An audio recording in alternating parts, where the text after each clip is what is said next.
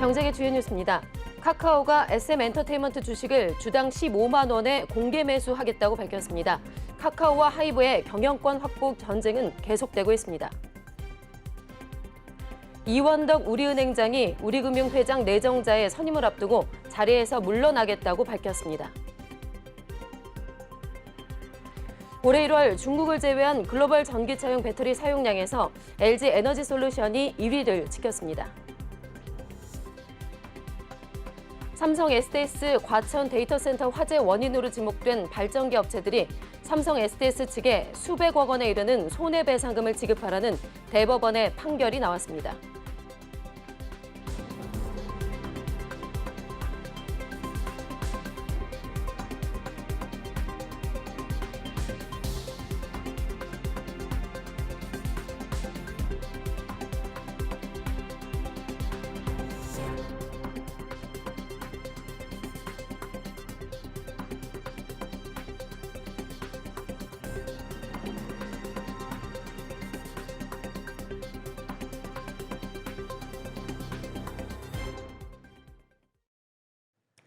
네, 시청자 여러분 안녕하십니까? 3월 7일 MBN 뉴스프라임 시작하겠습니다.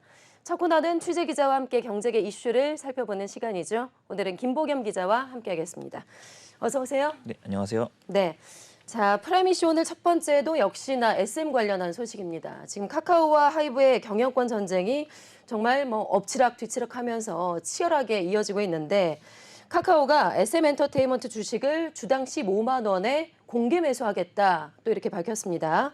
지분의 최대 35%를 확보해서 하이브와의 경영권 확보 경쟁을 이어가겠다라는 계획인 거죠. 네, 카카오와 카카오 엔터테인먼트 공고에 따르면 양사는 이날부터 26일까지 SM 주식을 총 833만 3,641주를 공개 매수하는데요. 이는 SM 주식의 35%에 해당하는데 카카오와 카카오엔터는 이를 전반씩 나눠 매수할 예정입니다. 이번 카카오의 공개 매수 가격은 하이브가 지난달 공개 매수에서 제시한 주당 12만 원보다 25% 오른 금액인데요. 네. 전날 SM 종가인 13만 100원보다는 14.5% 높은 금액입니다. 현재 하이브는 이수만 전 총괄 프로듀서에게 사들인 지분을 포함해 총 의결권 지분 19.43%를 확보한 상태인데 카카오가 이번 공개 매수에 성공하면 하이브를 제치고 SM 최대 주주에 오를 수 있습니다.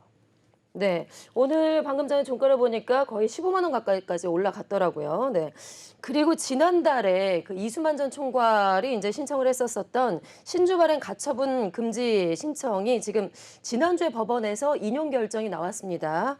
지금 이 때문에 카카오가 SM 지분을 확보하려는 계획에 좀 차질이 빚어지게 된 거죠. 네, 맞습니다. 하이브 측에서 당초 지분 25%를 확보를 목표로 진행한 주식 공개 매수가 지분 0.98%만 추가 확보해 실패로 돌아가면서 결정적인 차이를 벌리지 못하게 되자 발빠른 대항 매수에 나선 것으로 해석됩니다. 현재 매수를 위한 실탄은 이미 확보되어 있는데요. 카카오는 최근 사우디아라비아 국부 펀드와 싱가포르 투자청에서 1조 1,500억 원 규모의 투자를 유치, 이 중 약 9천억 원의 규모의 자금이 1차로 지난달 24일 들어왔습니다. 나머지는 7월에 납입될 예정입니다. 예. 다만 하이브가 카카오의 공개 매수에 맞서 더 높은 가격의 재차 공개 매수에 나설 가능성도 배제할 수 없는데요. 하이브 역시 추가 자본 조달 등 다양한 경영권 확보에 나선 상태입니다.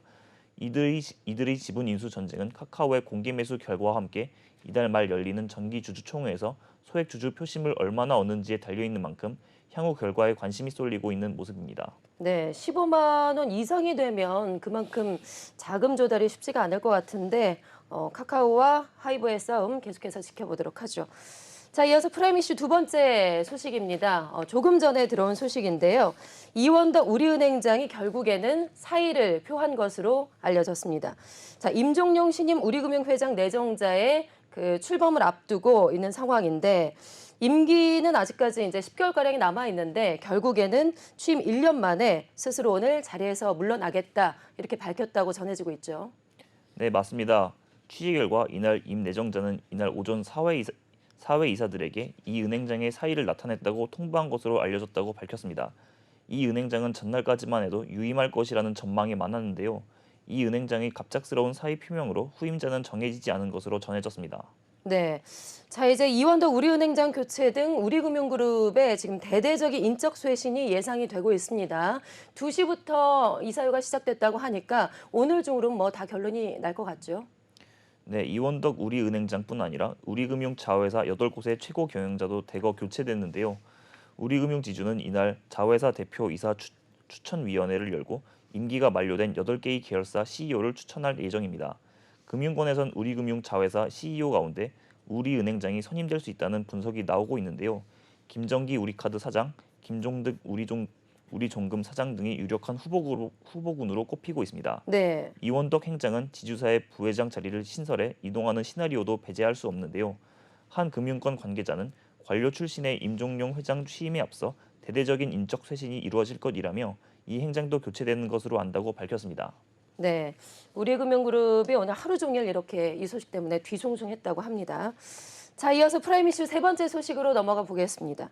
자, 올해 1월에 중국을 제외하고 글로벌 전기차용 배터리 사용량에서 LG 에너지 솔루션이 세계 1위를 차지했습니다. 자, 김 기자, 삼성 SDI가 4위였고 SK온이 5위에 올랐다고 하죠. 지금 1위부터 5위까지 우리 기업들이 세 곳이나 들어가 있네요. 네, 맞습니다. 이날 에너지 전문 기업 전문 시장 조사 업체 S&E 리서치에 따르면 올해 1분기 중국을 제외한 세계 각국에 판매된 전기차 배터리 사용량은 16.6기가와트시로 집계됐습니다. 이는 전년 동기보다 48.2% 증가한 건데요. 업체별로는 LG 에너지 솔루션의 배터리 사용량이 전년 동기보다 49.8% 증가한 4.1기가와트시로 1위를 지켰습니다. 네.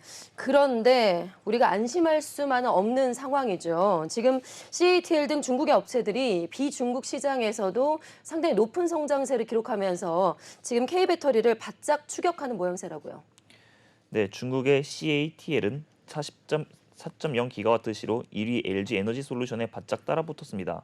배터리 사용량은 전년 동기보다 67.8% 증가했는데요. 네. 3위인 일본의 파나소닉은 전년 동기 대비 46.9% 증가한 3.7기가와트시를 기록했습니다. 삼성 SDI는 전년 동기보다 56.6% 증가한 1.8기가와트시로 4위에 올랐습니다. 반면 SK온은 삼성 SDI에 밀려 5위를 기록했는데요. SK온의 배터리 사용량은 1.5기가와트시로 전년 동기보다 1.2% 하락했습니다. 업체별로는 LG 에너지 솔루션의 점유율이 42.4%로 전년 동기보다 0.2포인트 상승했고 삼성 SDI의 점유율도 10.3%에서 10.8%로 0.5포인트 상승했습니다. 하지만 SK온의 점유율은 전년 동기보다 4.7% 하락한 9.2%로 집계됐습니다.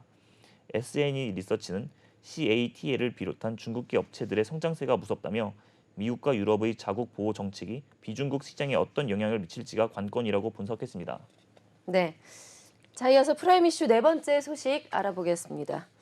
지난 2014년에 삼성 SDS의 과천의 데이터 센터에서 화재가 발생을 했었죠. 이와 관련해서 화재 원인으로 지목됐었던 그 발전기 제작에 관여한 업체들이 삼성 SDS 측에 손해배상을 요구하는 소송을 제기를 했었습니다. 오늘 바로 최종적으로 대법원의 판단이 나왔는데요. 김 기자, 최종 판단이 나오기까지 상당히 오랜 시간이 걸렸습니다. 결국에는 삼성 SDS가 승리를 한 거군요. 네, 맞습니다. 이날 대법원 3부는 삼성 SDS가 삼성중공업 등 4곳을 상대로 낸 손해배상 등 청구 소송 상고심에서 원고 일부 승소 판결한 원심을 확정했습니다.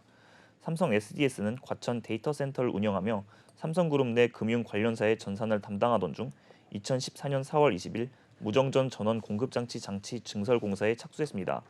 삼성 SDS는 UPS 증설공사 도중 전력 공급이 일시 중단될 위험을 방지하기 위해 비상 발전기를 가동했는데 이 과정에서 화재가 발생했고 큰 피해가 발생했는데요. 네. 조사 결과 발전기 중 한 곳에서 화재가 시작된 것으로 알려졌는데 삼성 SDS 측은 해당 발전기를 제작한 업체와 도급, 하도급 계약을 체결한 업체, 건물 관리를 맡은 업체 등을 상대로 약 683억 6천만 원을 배상하라며 소송을 제기했습니다. 네. 1심에서는 어떻게 나왔었죠? 네, 1심은 삼성 SDS 측이 주장하는 발전기의 하자로 인해 화재가 발생했다고 인정할 수 없다며 이를 받아들이지 않았는데요. 특히 발전기 제작 업체 직원 등이 기소됐지만 무죄 판결이 확정된 점 등을 판시했습니다. 이들 직원들은 시운전 당시 발전기 과열로 인한 화재 발생 위험이 증상이 있었음에도 제대로 조치하지 않은 과실 등으로 재판에 넘겨졌지만 법원은 용접을 불량하게 했다거나 배기가스 누기로 화재가 발생했다는 점이 합리적 의심이 여지없이 증명됐다고 보기 어렵다며 무죄를 선고했는데요. 네. 자, 그리고 그 이후에 삼성 SDS 측에서 1심 판결에 불복해서 항소를 했습니다. 이후에는 또 어떻게 나왔을까요? 네, 삼성 SDS 측은 1심 판결에 불복해 항소를 제기하면서 손해배상 청구액을 약 583억 원으로 다소 낮췄습니다. 2심은 1심과 달리 화재에 따른 손해를 배상할 의무가 있다고 판단했습니다.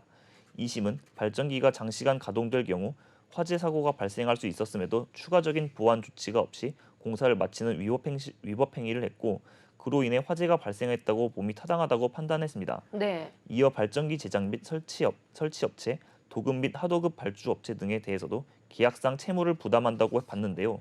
다만 피고들의 손해배상 책임을 60%로 제한해 283억 8천만 원 가량을 배상하라고 판시했습니다. 또 건물 관리를 담당한 업체에 대해선 위탁 계약을 위반하거나 위법 행위를 저질러 데이터 센터 화재 확대에 기여했다고 단정할 수 없고 이를 달리 인정할 증거가 없다며 1심과 같이 청구를 기각했습니다. 네. 자, 이어서 5번째 프라임 이슈 알아보겠습니다. 삼성전자가 10년 만에 OLED TV 시장에 재진입하겠다고 밝혔습니다. 자, 그동안 올레드 진영을 대표해 왔었던 LG전자도 이 삼성전자에 대항해서 신제품을 내놓을 예정이라고 하는데요. 김 기자, 그야말로 삼성과 LG 왕자 다툼이 다시 시작됐네요. 네, 업계에 따르면 삼성전자는 오늘 9일 QLED 8K, 네오 QLED TV와 함께 차세대 디스플레이 퀸텀닷 OLED를 적용한 OLED TV를 국내에 출시합니다. 이번에 삼성전자가 국내에 OLED TV 신제품을 내놓은 것은 2013년 이후 10년 만인데요. 북미와 유럽에는 작년 3월에 출시한 바 있습니다. 앞서 삼성전자는 2013년 OLED TV를 출시했다가 결함이 없는 합격품의 비율 문제로 사업을 접고 LCD TV에 집중했는데요. 디스플레이 기술이 향상되고 프리미엄 TV 시장에서 OLED TV 성장세가 두드러지자 전략을 수정한 것으로 보여집니다. 네, 앞서서 말씀을 드린 대로 지금 삼성전자의 프리미엄 TV 기습에 맞서서 왕자구책에 나서는 지금 LG전자에서도 다음 주 중으로 그 올레드 TV 신제품을 출시를 한다고요. 네, 맞습니다. 오는 8일에는 서초 R&D 캠퍼스에서 취재진을 상대로 지난 10년간 올레드 TV 시장을 이끌어온 혁신 기술과 2023년형 신제품을 소개할 예정입니다. LG전자는 앞서 1월 라스베가스에서 열린 세계 최대 가전 IT 전시회 CES 2023년에서 최대 70% 밝아진 올레드 에보와 세계 최초로 무선 솔루션을 탑재해 주변 연결선은 없앤 시그니처 올레드 M을 선보여 큰 호응을 얻기도 했는데요.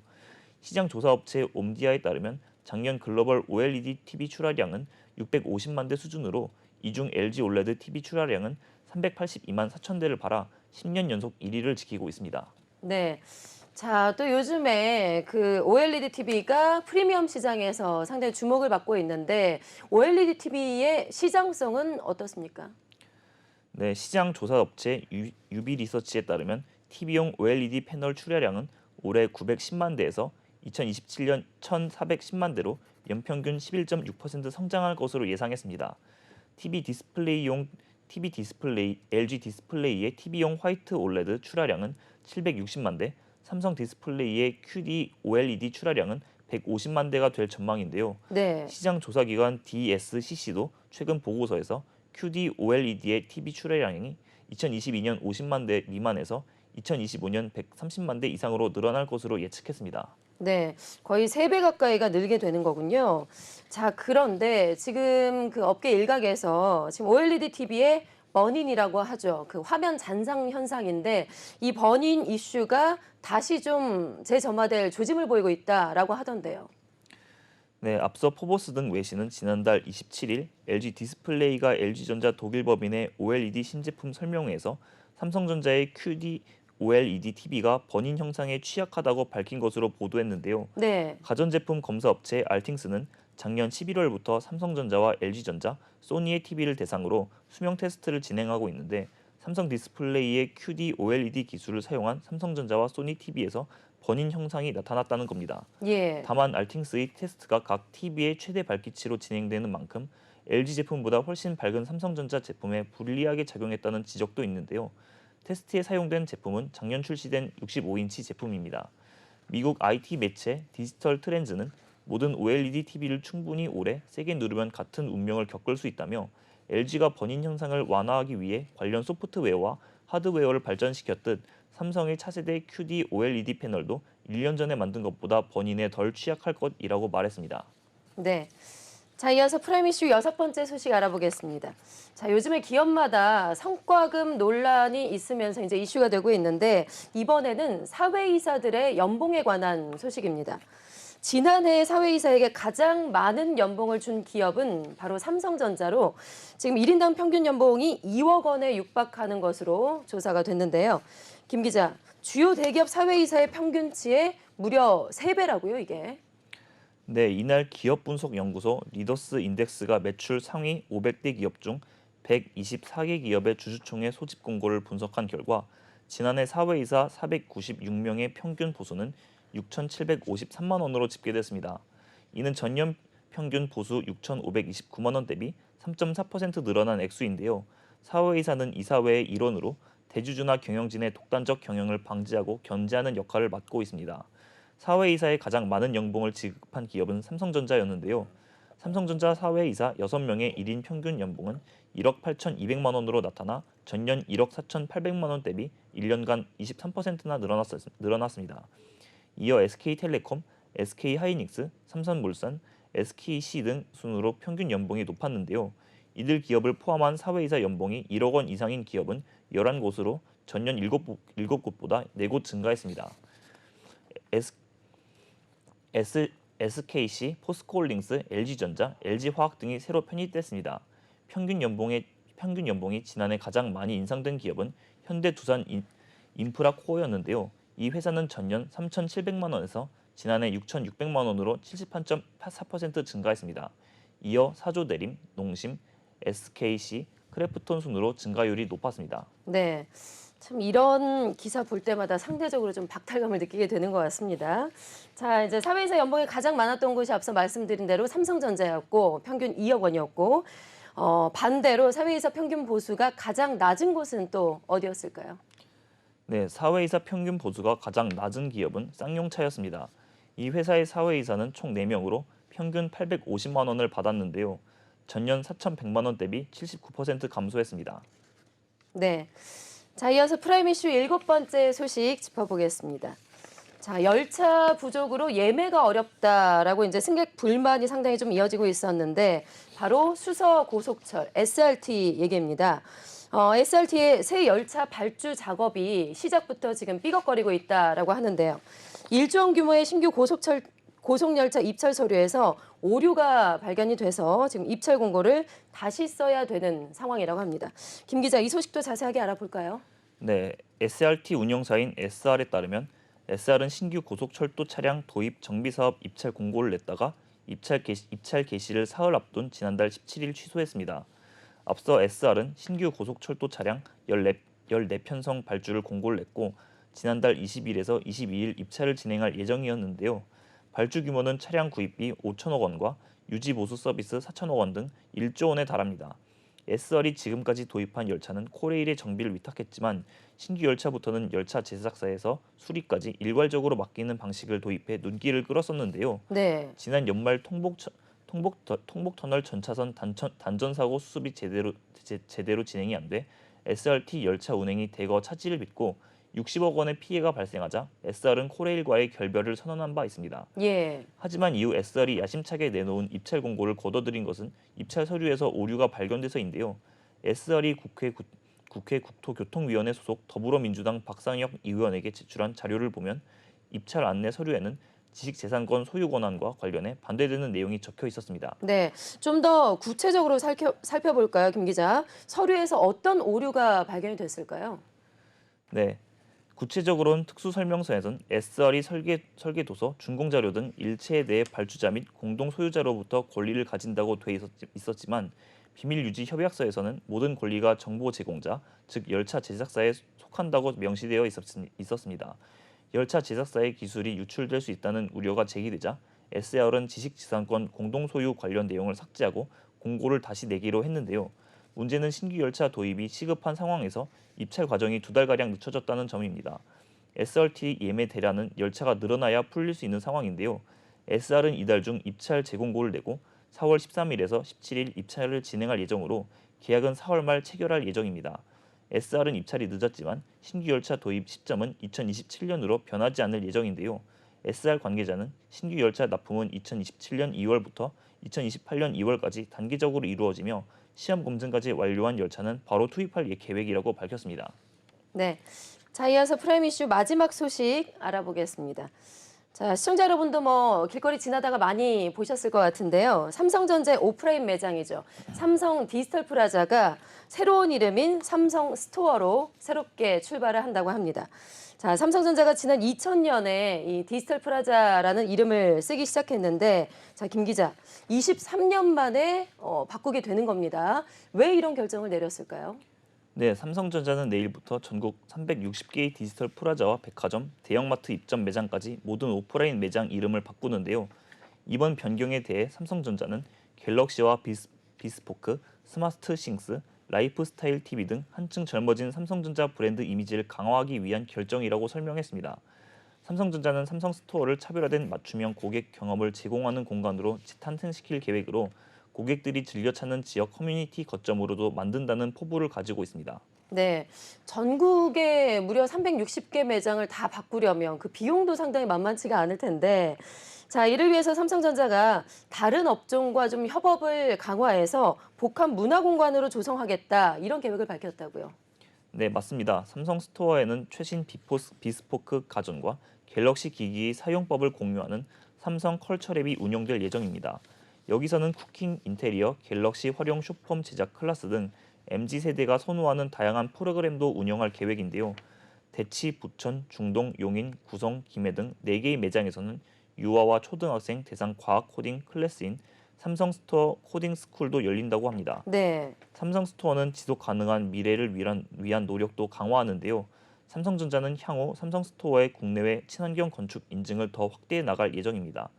삼성전자 한국총괄 강봉구 부사장은 삼성 스토어는 고객들이 원하는 바를 세심하게 반영해 더욱 젊고 색다른 즐거움을 선사하는 지역 랜드마크로 변모할 것이라고 밝혔습니다. 네. 자, 이렇게 경제계 주요 이슈들 프라임 이슈에서 살펴봤습니다. 자, 김보경 기자와 함께했습니다. 고맙습니다. 네, 감사합니다.